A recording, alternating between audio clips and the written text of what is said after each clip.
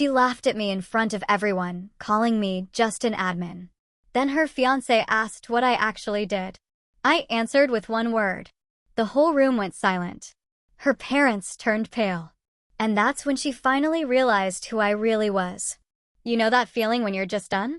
Like, absolutely fed up with being invisible, with being dismissed, with having your entire worth reduced to a joke? That was me, Abigail Matthews, just 32, standing alone in a corner at my sister Hannah's engagement party, watching her flaunt her massive diamond ring. She was beaming, reveling in her perfect life, while moments earlier, she'd openly mocked my career in front of her fiancé, Nathan, a prominent attorney. If only she knew the shocking truth, Nathan had stood before me in my courtroom. The silence that followed my one-word response changed everything. Growing up with Hannah was like living in a perpetual shadow. 5 years my senior, she was always the undisputed star of our household. In the Matthews family, her achievements were celebrated with trumpets and confetti, while mine received polite nods, maybe a quiet, "That's nice, dear." Hannah got the lead in the school play, and my mom would gush to anyone who'd listen. Hannah was accepted into 3 colleges with scholarships, and my dad would beam with a pride I rarely saw directed at me. Don't get me wrong, I love my parents, Robert and Elizabeth Matthews. They're good people who provided us with a comfortable, upper-middle-class life in suburban Boston. But they never quite figured out how to celebrate both their daughters equally. Hannah was loud, confident, and demanded attention, while I was quieter, more reflective. In our house, the squeaky wheel always got the grease. I remember bringing home straight A's in middle school, practically bursting with excitement to show them my report card. That same day, Hannah had been selected for a regional debate team. Guess which achievement dominated dinner conversation that night? Abby's always been the easy one, my mother would tell her friends. Hannah needs more attention. As if requiring less attention somehow made my accomplishments less worthy of recognition. By high school, I'd developed a thick skin. I learned to find validation in my own achievements instead of waiting for my parents' approval. I joined the mock trial team and, for the first time, discovered a true passion for the law. But when I announced my intention to attend law school after college, my parents' response was lukewarm at best. "Law school is expensive, honey," my father cautioned, a worried crease between his brows. And it's such a competitive field. No such concerns were raised when Hannah decided to pursue a master's degree in marketing. The pattern, it seemed, was deeply ingrained. This continued into our adult years. Hannah would spin elaborate, embellished stories of her professional successes, while I kept quiet about mine. It wasn't that I wasn't proud of my work, I was fiercely. But years of having my achievements minimized or simply overlooked had taught me it was easier to fly under the radar. The whole administrative assistant misunderstanding happened 3 years ago. I had just passed the bar and was working as a clerk for Judge Thompson, gaining invaluable experience before applying for a position with the district attorney's office. At a family Thanksgiving, when asked about my job, I mentioned I was assisting Judge Thompson. My Aunt Sandra instantly, assumed I meant as an assistant. And before I could clarify, Hannah jumped in. "That's right. Abby's answering phones and making coffee for some judge," she'd said, that signature, not quite reaching her eyes, smile plastered on her face. "But we all have to start somewhere, right?" The dismissive comment stung deeply, but something stopped me from correcting her. Maybe it was exhaustion from years of having my accomplishments diminished. Or maybe a small, petty part of me wanted to see how long it would take for anyone to actually ask about my career directly. So I said nothing. And the misunderstanding, the lie, became accepted family fact. What my family didn't know is that I had excelled beyond anyone's wildest expectations. After my clerkship, I spent 5 grueling years as a prosecutor with a near-perfect conviction rate. My reputation for being fair but tough earned me respect throughout the entire legal community. When Judge Thompson retired, he personally recommended me as his replacement. At just 30 years old, I became the youngest judge appointed to the district court in 5 decades. A fact reported in legal journals, celebrated by my colleagues, but never, ever mentioned at family gatherings. For 2 years, I'd kept my position quiet, telling myself it didn't matter what my family thought. But deep down, the little girl who still craved her parents' approval still existed. Sometimes I'd imagine revealing the truth at a family dinner, picturing their shocked faces. But I never did. Until Hannah's engagement party. Until that night changed everything. Hannah's engagement party was exactly as I'd expected, extravagant, meticulously planned, and designed to showcase her perfect life.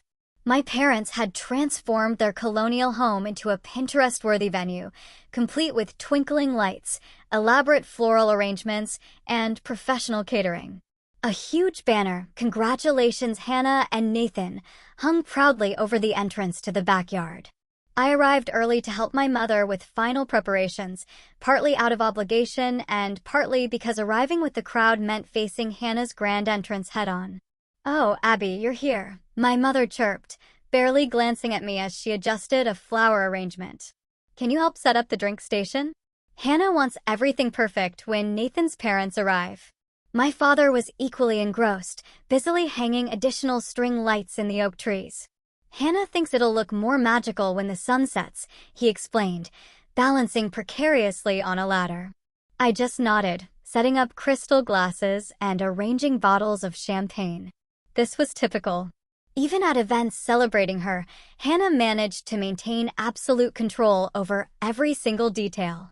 As guests began to trickle in, I retreated to a quiet corner near the garden, nursing a glass of champagne.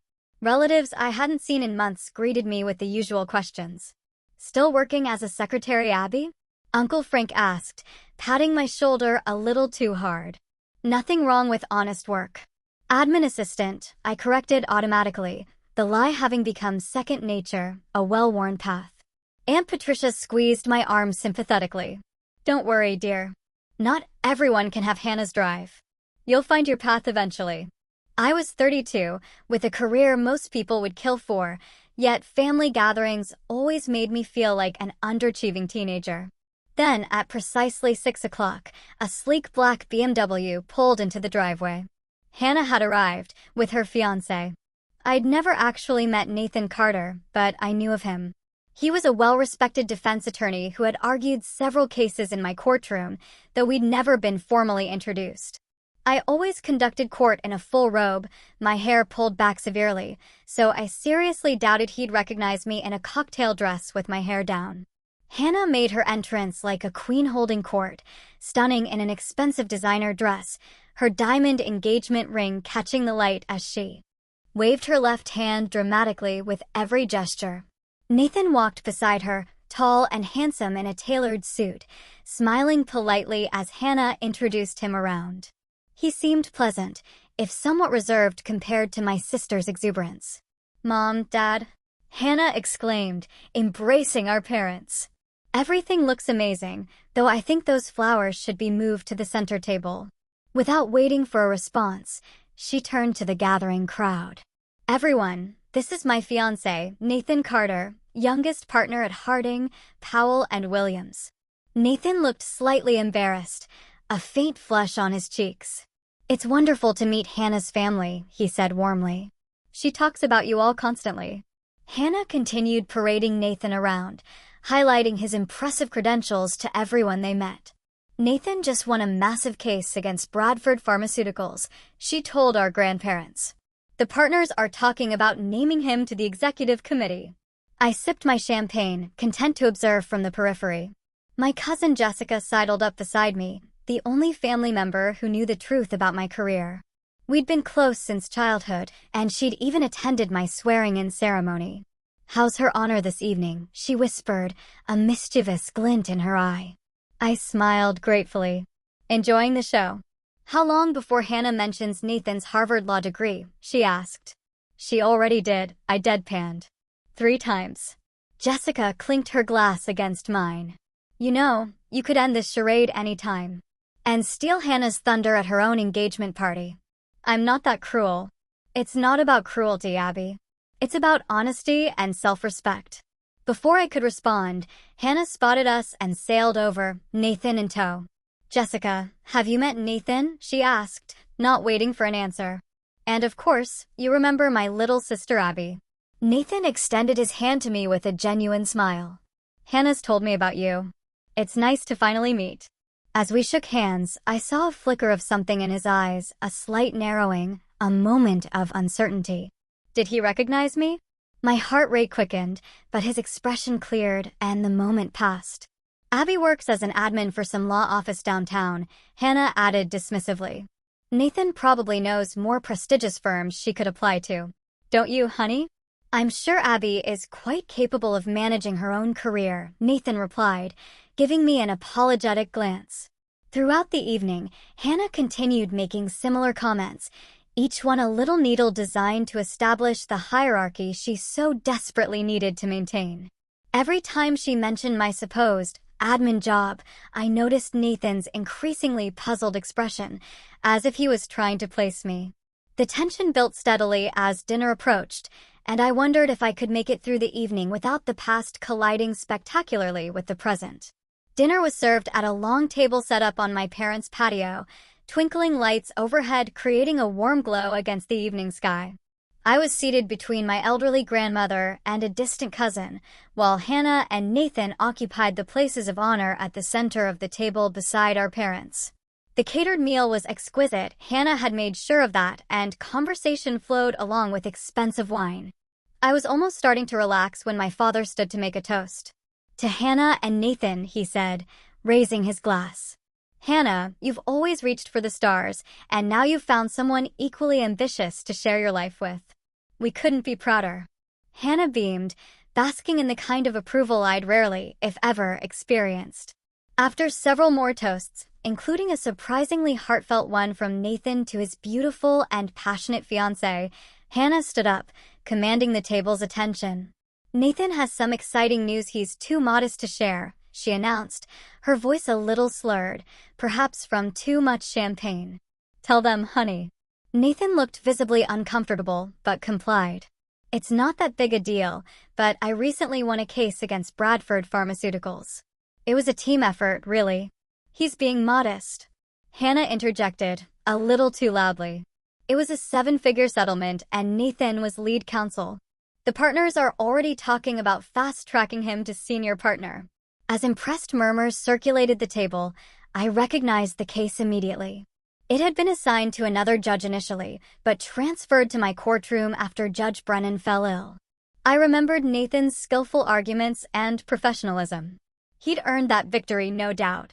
Hannah, high on attention and perhaps too much champagne, continued, Nathan works with real judges and important clients every day. It's such meaningful work. Her eyes found mine across the table, and I recognized the gleam in them. Here it comes, I thought, a cold dread washing over me. Not everyone can handle high-pressure careers, though, she continued, her voice dripping with false sweetness. Some people are better suited to supporting roles, right, Abby? The table's attention shifted uncomfortably to me. Abby's been an admin assistant for how long now, sweetie? For years. Hannah asked, her smile sickly sweet. 3, I replied quietly, my voice barely a whisper. 3 years, Hannah repeated, as if this confirmed something terribly disappointing. Nathan, did you know my sister works at a law office? Maybe you've crossed paths. Nathan looked at me with open curiosity. Which firm are you with, Abby? Before I could answer, Hannah laughed, a sharp, brittle sound. Oh, Abby doesn't work at a firm. She's at the county courthouse, answering phones or filing papers or something. What exactly do you do all day, Abby? The table had gone uncomfortably quiet. My mother looked down at her plate while my father became suddenly fascinated with refilling his wine glass. Administrative support, I said evenly, the familiar lay bitter on my tongue. Hannah smiled triumphantly. See, some of us were meant for greatness, others for making coffee. But we need both types in this world, don't we? A few relatives chuckled awkwardly. Uncle Frank gave me a sympathetic glance. My grandmother patted my hand under the table, a silent comfort. Hannah, Nathan said quietly, a distinct note of warning in his voice. But Hannah was on a roll now, perhaps sensing Nathan's discomfort and misinterpreting it as embarrassment on her behalf. It's fine, Nathan. Abby doesn't mind. She's always been the quiet one, happy to blend into the background. We can't all be overachievers. She raised her glass. To knowing your place in the world. The toast hung awkwardly in the air, few joining in. I felt my cheeks burning, not from embarrassment about my supposed position, but from a searing anger at Hannah's deliberate cruelty and my parents' silent complicity. Nathan was looking at me intently now, his brow furrowed in concentration. "Matthews," he said slowly. "Abigail Matthews from the county courthouse." Hannah beamed, pleased he was joining her narrative. "That's right, honey. Not everyone can argue important cases like you." Nathan shook his head slightly, still staring at me. "No, that's not." "Wait." His eyes widened suddenly. "You're not administrative support. You're the moment hung suspended in time as Nathan's memory finally connected the dots. "Abby," he said, carefully, "what exactly is your position at the courthouse?" Every eye at the table snapped to me. Hannah's smile remained frozen on her face, though confusion clouded her eyes. My parents looked bewildered by the sudden shift in conversation. For 3 years, I'd maintained this charade, swallowing my pride and letting my sister's dismissive comments slide. But in that moment, looking at Hannah's smug expression, something inside me broke free. I took a deep breath and met Nathan's gaze directly. "Judge," I said. The single word fell into a pool of silence, creating ripples of confusion around the table. "What?" Hannah asked, her smile faltering, but not disappearing entirely. "Don't be ridiculous." Nathan's face had gone completely still, recognition dawning fully now. "Judge Matthews," he said quietly, a reverence in his voice I hadn't heard before. "Northern District Court." My grandmother's hand tightened around mine beneath the table. "That's impossible," Hannah said, looking between Nathan and me, her voice rising slightly. "Abby's an administrative assistant. She's told us that for years." "I never actually said that," I replied, my voice steadier than I felt. 3 years ago, I mentioned I was assisting Judge Thompson. Everyone assumed that meant as an assistant. I just never corrected the misunderstanding. "I've appeared in her courtroom at least 6 times, Nathan continued, still processing this revelation. "Bradford Pharmaceuticals.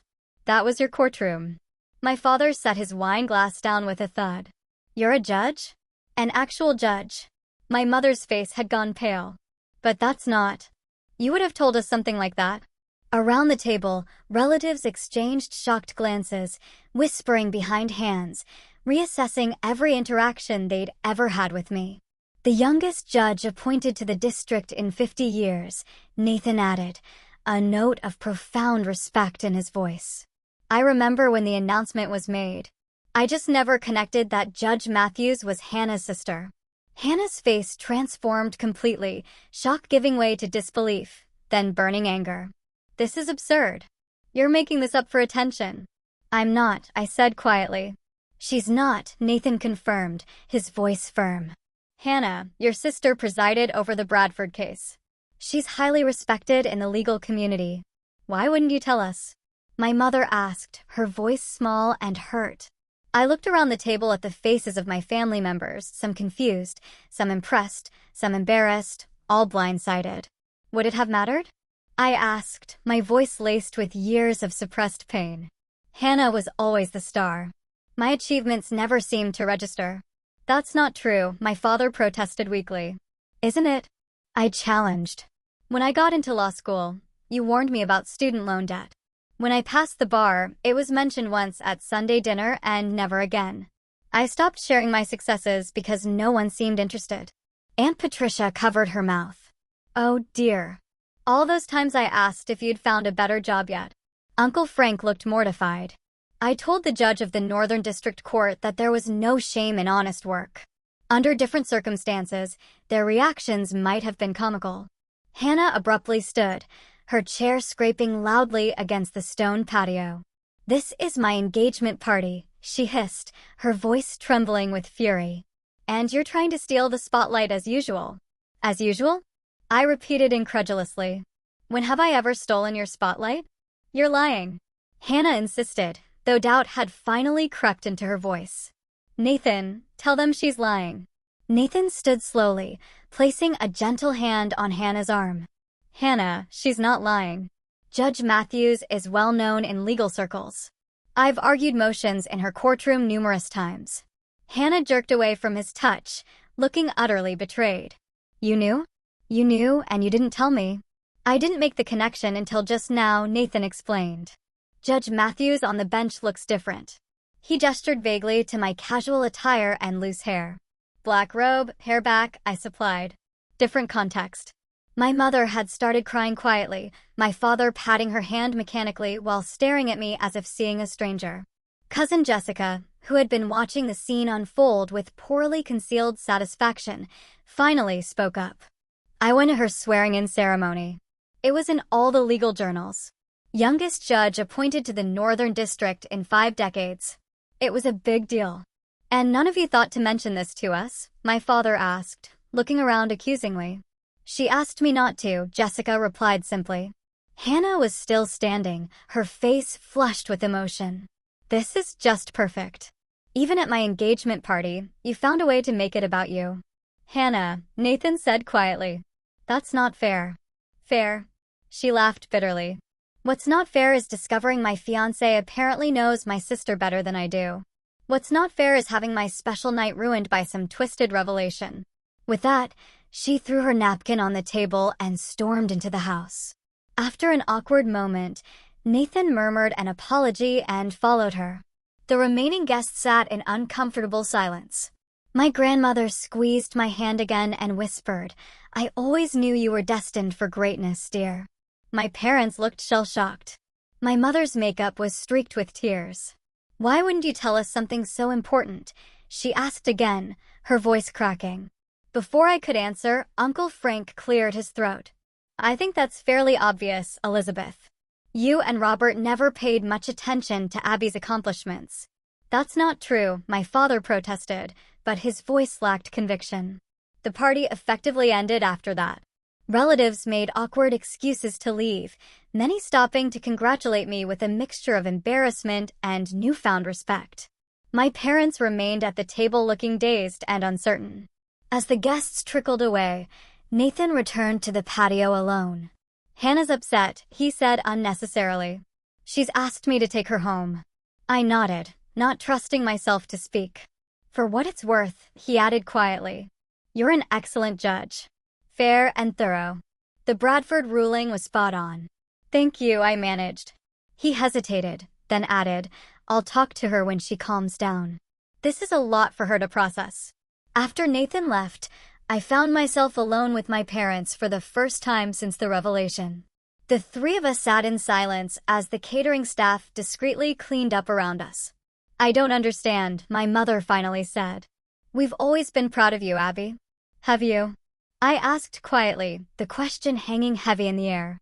Because it never felt that way. We need time to process this, my father said, running a hand through his thinning hair. It's a lot to take in. I nodded, suddenly exhausted. I should go. Neither of them protested as I gathered my things and left, the weight of 3 years of deception and a lifetime of being overlooked heavy on my shoulders. As I drove home to my empty apartment, I wondered if I had finally broken free or simply created a deeper rift in my already fractured family. The morning after Hannah's engagement party, I woke to 17 missed calls and 32 text messages. Most were from extended family members, ranging from apologetic to curious. 3 were from my parents, pleading for me to call them. None were from Hannah. I spent the day in a strange limbo, alternating between relief that my secret was finally out and anxiety about the consequences. Part of me wanted to call Hannah to explain, but another part, the part that had endured years of her subtle put-downs, felt she needed to make the first move. Around noon, my doorbell rang. I opened it to find Nathan standing in my hallway, looking distinctly uncomfortable. Nathan, I said, surprised. Is Hannah with you? No, he replied. She doesn't know I'm here. May I come in? I hesitated, then stepped aside. My apartment was modestly furnished but comfortable, with law books neatly arranged on bookshelves and a few landscape paintings brightening the walls. Nice place, Nathan commented, glancing around. Thank you. Would you like some coffee? He nodded, and I busied myself in the kitchen, grateful for the momentary distraction.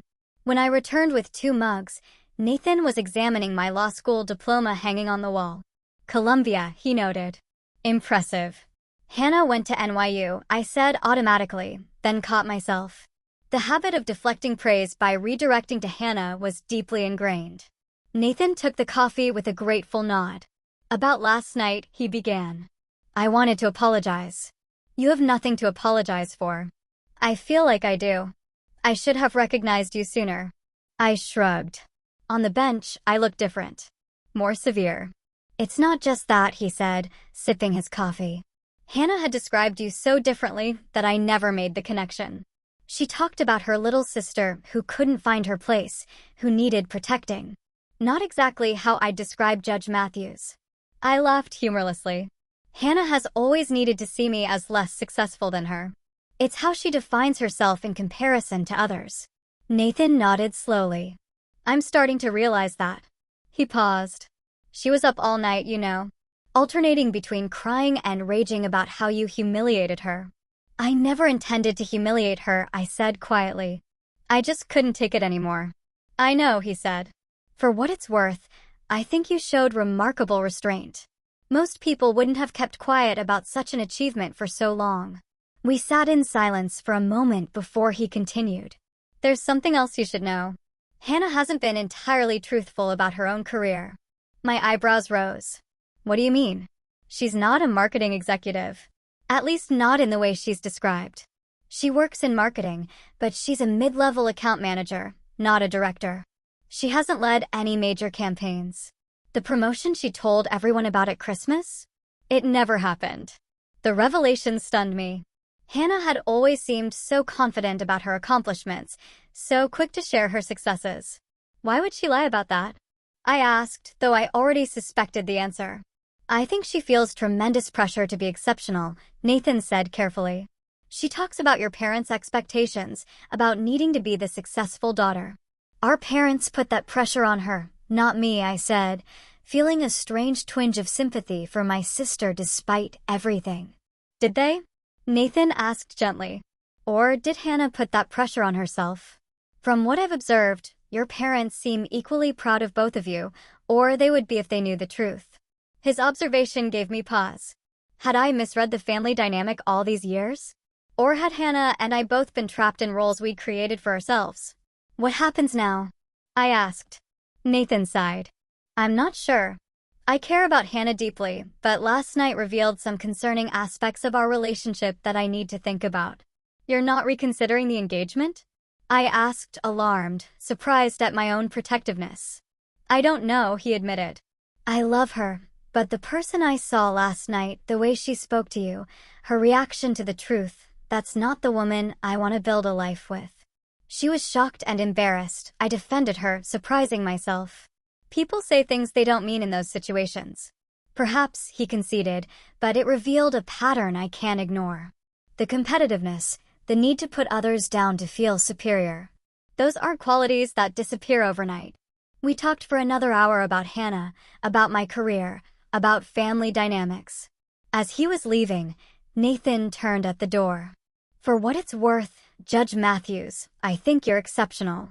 Not because of your position or achievements, but because despite years of being overlooked, you've remained compassionate. Even now, you're defending the sister who never defended you. After he left, I sat alone in my apartment, his words echoing in my mind. The truth was, despite everything, I loved Hannah.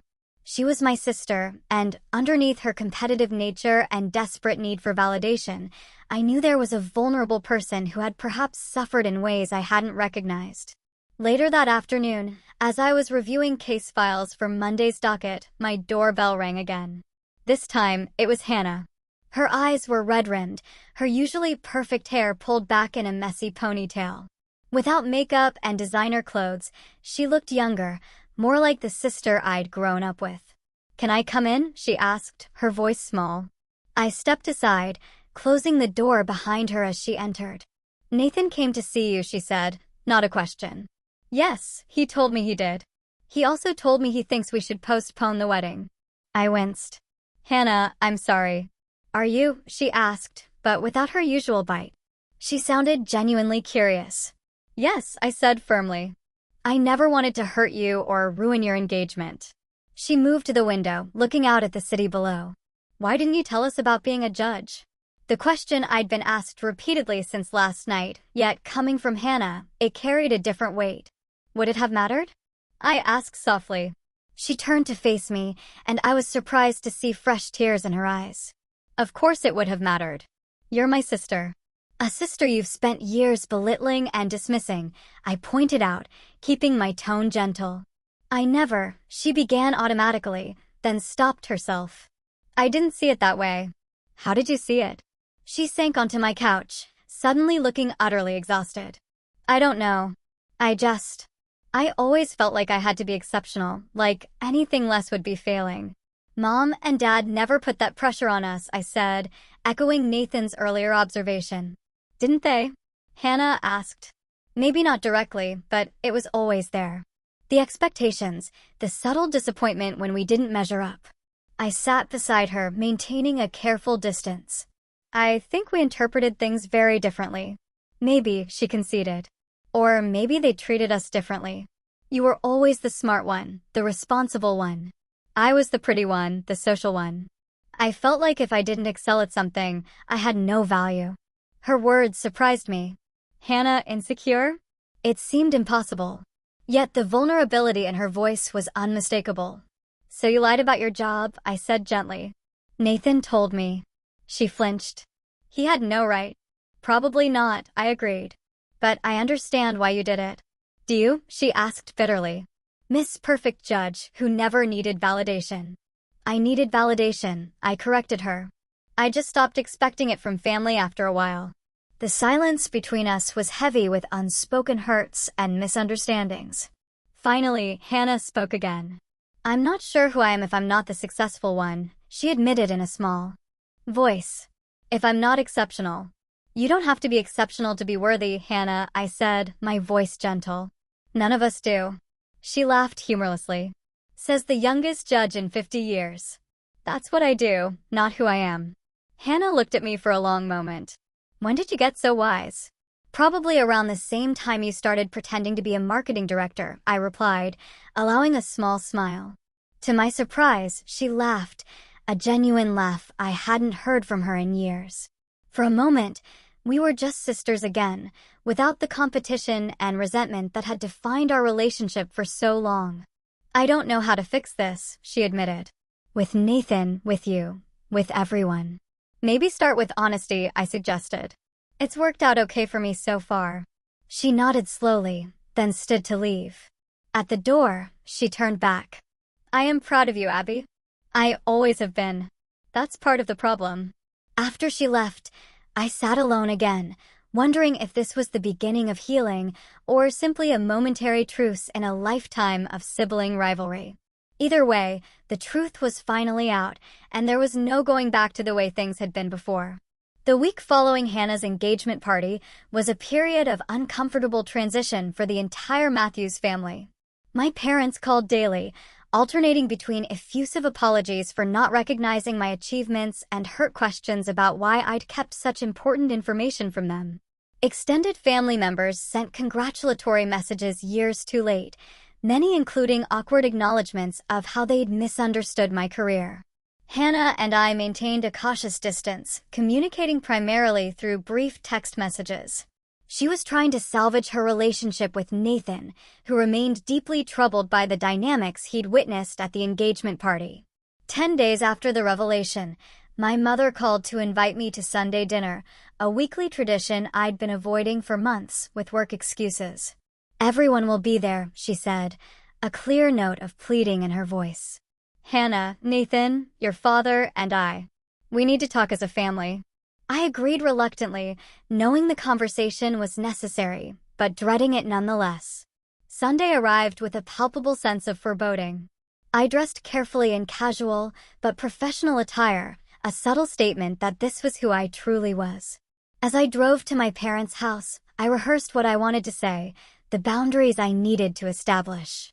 My father answered the door, embracing me awkwardly. Abby, he said, his voice gruff with emotion.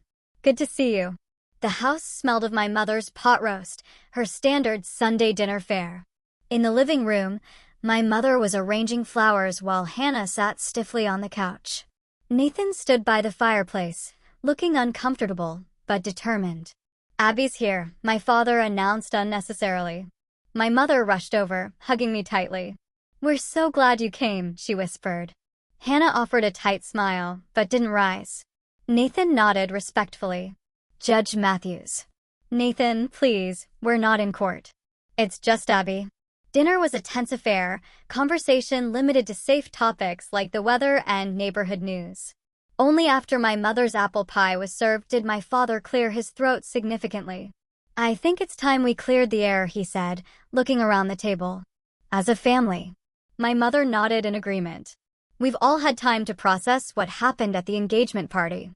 I think we need to talk honestly about why things reached that point." Hannah set down her fork with a sharp clink. "Fine. Let's talk about how Abby deliberately humiliated me at my own engagement party." "Hannah," Nathan warned quietly. "No, let's be honest," she continued, her voice rising. "You let everyone believe you were some struggling admin assistant for years, then dramatically revealed you're actually a judge at my engagement party. If that wasn't calculated to steal my spotlight, I don't know what is." "That's not what happened," I said evenly. "I never planned to reveal anything that night. You pushed and pushed, mocking my supposed career until I couldn't take it anymore." "Girls," my mother interjected, "this isn't productive." "Actually, Elizabeth," my father said, surprising everyone by using my mother's first name at the dinner table. "I think they need to have this out." "We all do." Hannah glared at me across the table. "You've always been jealous of me." I laughed incredulously. "Jealous? Hannah? You're the one who spent years putting me down to make yourself feel better. Because you were always the smart one, the perfect one. Why can't you be more like Abby? Abby never gives us trouble. Abby always gets straight A's. Do you have any idea what it was like growing up in your shadow?" Her words stunned me into silence. My parents looked equally shocked. "We never said those things," my mother protested weakly. "Maybe not in those exact words," Hannah snapped, but the message was clear. Abby was the good daughter. I was the problem. "That's not true," my father insisted. "We've always been proud of both of you." "Really?" I asked, finding my voice again. Because from where I was standing, Hannah was always the star. My achievements were afterthoughts compared to hers. "That's ridiculous." Hannah scoffed. "They threw a party when you got into Columbia. When I got into NYU, it was just, 'That's nice, dear.'" "They threw a dinner, not a party," I corrected. "And only after Aunt Susan suggested it. When you got that marketing internship, Dad called everyone we knew." My parents looked back and forth between us, bewildered. "We thought we were being fair," my mother said softly. "Well, you weren't," Hannah and I said simultaneously, then stared at each other in surprise. Nathan, who had been silent throughout this exchange, finally spoke. "It seems to me that you both felt overlooked, just in different ways." The simple observation cut through the tension, making us all pause. "Is that possible?" my father asked, looking genuinely confused. "That we somehow made both of you feel like the less favored child?" Hannah and I exchanged glances. For the first time, I considered the possibility that my perception of our family dynamic might not be entirely accurate, or at least might not be the only valid perspective. "I think," Nathan said carefully, "that families develop patterns that aren't always visible from within." From an outsider's perspective, it seems like Hannah and Abby both created narratives about their place in the family that may not reflect reality. "That's easy for you to say," Hannah retorted. "You didn't live it." "No," he agreed. "But I've watched you compare yourself to everyone around you since the day we met. Not just Abby, but friends, colleagues, strangers. Your self-worth seems tied to being better than others, and I've never understood why." Hannah's face flushed. "That's not fair." "Isn't it?" He challenged gently. "You lied about your job title, your responsibilities, even that promotion that never happened. Why, if not to seem more successful than you felt?" My parents turned to Hannah in confusion. "What promotion?" my mother asked. Hannah's eyes filled with tears. "The director position I told you about at Christmas." I didn't get it. "I'm still just an account manager." My father reached for her hand. "Hannah, why wouldn't you tell us that?" Because I couldn't bear to disappoint you, she cried. Not when Abby was so perfect. But I thought. You were the favorite, I said, genuinely confused. And I thought you were, she replied, equally perplexed. We stared at each other across the table, the realization dawning that perhaps we'd both been wrong, or both been right, in different ways. I think, my mother said hesitantly, that your father and I have made some serious mistakes in how we raised you. Not intentionally, but the impact is clear. My father nodded solemnly. We never meant to make either of you feel less valued. We love you both so much, and we're proud of you both, judge or account manager. It doesn't matter. It does matter, Hannah insisted. Abby's achieved something extraordinary. I'm ordinary. There's nothing wrong with ordinary, Nathan said quietly. Most of life is ordinary. It's how we live it that matters. Hannah looked at him, vulnerability naked on her face. Can you be happy with ordinary? I fell in love with Hannah Carter, not her job title, he replied simply. The conversation continued for hours, painful truths emerging alongside genuine attempts at understanding. My parents acknowledged their role in creating an environment of comparison, however unintentional. Hannah admitted her insecurities and the lies they'd driven her to tell. I confessed how I'd used my secret success as a weapon of sorts, waiting for the perfect moment to reveal it. None of us emerged blameless, but by the end of the evening, something had shifted. The carefully constructed narratives we'd all been living by had crumbled, making way for something potentially more authentic. As Nathan and Hannah prepared to leave, my sister pulled me aside. I'm sorry, she said simply. For a lot of things. Me, too, I replied. I don't know how to be your sister without competing with you, she admitted. Maybe we can figure it out together, I suggested. She nodded, a tentative smile forming. I'd like that. It wasn't a perfect resolution. Decades of misunderstanding couldn't be undone in a single evening, but it was a beginning. As I drove home that night, I felt lighter than I had in years. The weight of secrecy and resentment finally lifting from my shoulders. 3 months after the fateful engagement party, much had changed in the Matthews family. Hannah and Nathan had postponed their wedding, opting instead for a longer engagement while Hannah worked with a therapist to address her insecurities and competitive tendencies. My parents had become almost comically overcautious in how they expressed pride in either daughter, careful to maintain a visible balance. As for me, I'd stepped fully into my identity, no longer hiding my position or achievements from anyone. My courtroom had even seen a few family visitors, my father sitting proudly in the back row during a routine hearing, my mother attending the conclusion of a high-profile case that made local news. The most significant change, however, was in my relationship with Hannah. We'd begun meeting for coffee every other Sunday. Awkward conversations gradually giving way to more genuine connection. We weren't best friends, not yet. Too much history lay between us for that. But we were building something new, something healthier. Today was one such Sunday. I arrived at our usual cafe to find Hannah already seated, 2 steaming mugs on the table. Court roast for the court lady, she said, pushing my coffee toward me with a smile that held only a hint of its former edge. Thanks, I replied, settling into the chair across from her. How's work? A shadow crossed her face, then cleared. Actually, good. I told my boss I want to earn that director position legitimately. He's created a development plan with me. That's great, Hannah. Really? It's strange, she mused. How much energy I wasted pretending to be something I wasn't. I could have used that energy to actually become it. I nodded, understanding completely. How are the wedding plans coming? Slowly. Nathan wants something smaller than I originally planned. He says the marriage matters more than the wedding. He's probably right. Wise man, I commented. You chose well. Hannah smiled genuinely. I did, didn't I? Even if he did almost call off the engagement after meeting my family. We both laughed, the painful memory now softened enough to become almost humorous. Mom and Dad want us all to come to dinner next weekend, Hannah said. They're celebrating their anniversary. I'll be there. I promised. Oh, and Nathan mentioned he's appearing in your courtroom Tuesday, the Westlake case. Yes, I confirmed, pleased that she could mention it without tension, though of course I can't discuss it. Of course not, Your Honor, she teased, with none of the former mockery. Later that week, I found myself hosting a dinner of my own, a small gathering for women in the legal profession, something I'd started organizing monthly as a way to mentor younger attorneys. Among them was a shy second-year associate named Zoe, clearly brilliant, but struggling to find her voice in a male-dominated firm. Judge Matthews, she said quietly as the other guests mingled. May I ask you something personal? Of course, I replied.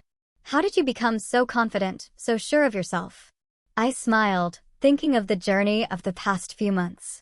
I wasn't always. For years, I hid my achievements because I was afraid of how others would react. I let people underestimate me because it seemed easier than facing their jealousy or expectations. Her eyes widened. Really? But you're so accomplished. Accomplishments and confidence don't always go hand in hand, I explained. I had to learn that hiding my light didn't serve anyone. Not me.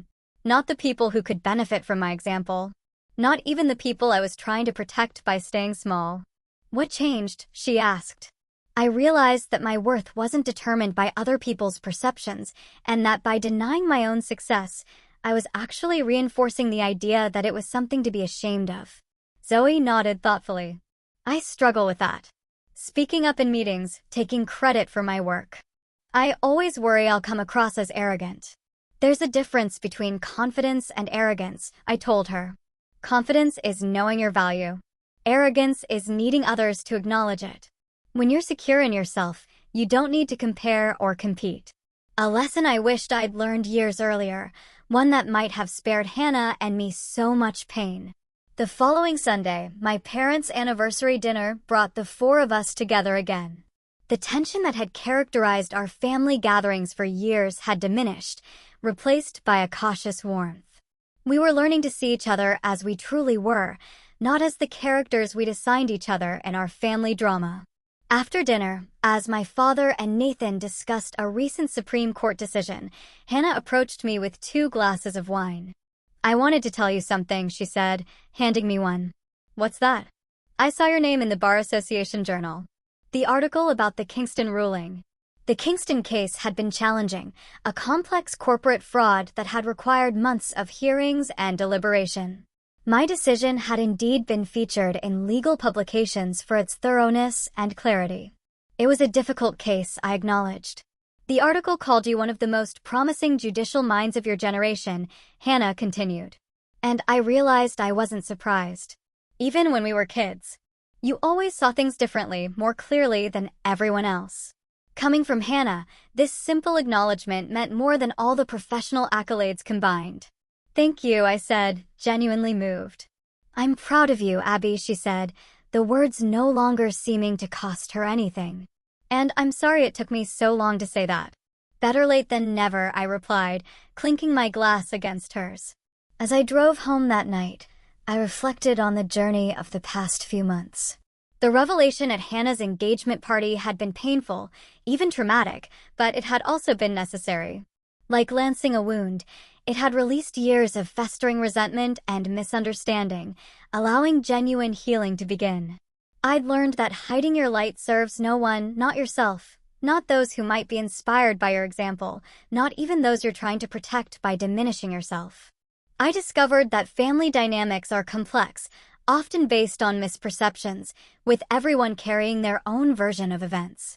Most importantly, I'd realized that it's never too late to rewrite the narrative of your relationships, to create something healthier and more authentic.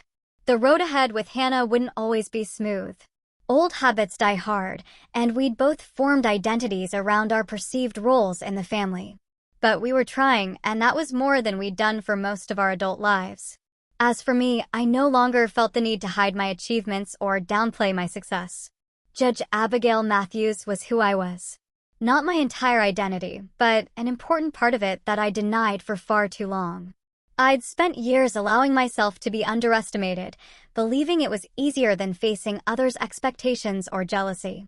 In reality, I'd only been limiting myself and reinforcing harmful patterns. The truth, when finally revealed, had been painful, but ultimately liberating.